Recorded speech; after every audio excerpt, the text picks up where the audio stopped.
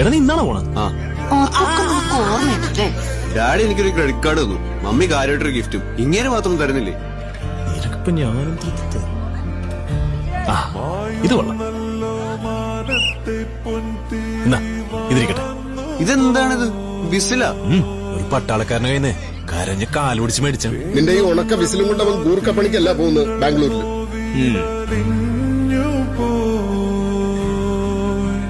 കണ്ണിൽ താ